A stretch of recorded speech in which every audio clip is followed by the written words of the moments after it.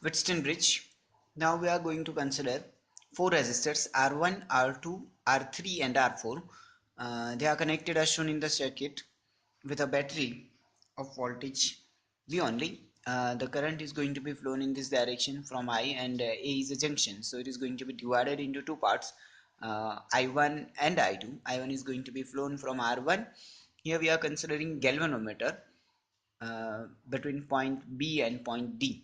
The same current is going to be flown from the R2, and I2, R3, R4, I2, and again back to point C. It is I1 plus I2, that is iode.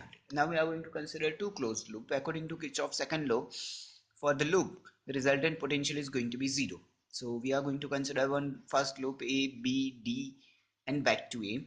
So for that loop, first minus I1 R1, because the current is flowing in the same direction of the loop only, that's a minus I1 R1 plus I2 R3, that is equals to 0. And for the second loop, C, B, D and C, I1 R2, because current is in opposite direction to the loop, so plus I1 R2, that is equals to or minus I2 R4, that is equals to 0. Now we are going to just simplify them.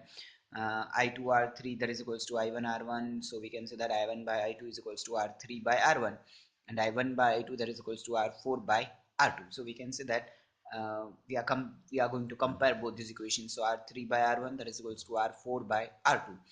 And if we are rearranging that equation, we are going to have that R1 by R2, that is equals to R3 by R4. So from this condition we can say that if this condition is going to be followed, that R1 by R3, that is equals to R2 by R4, the net current flowing between point B and point D is going to be zero. That is the very important outcome of the Wheatstone bridge.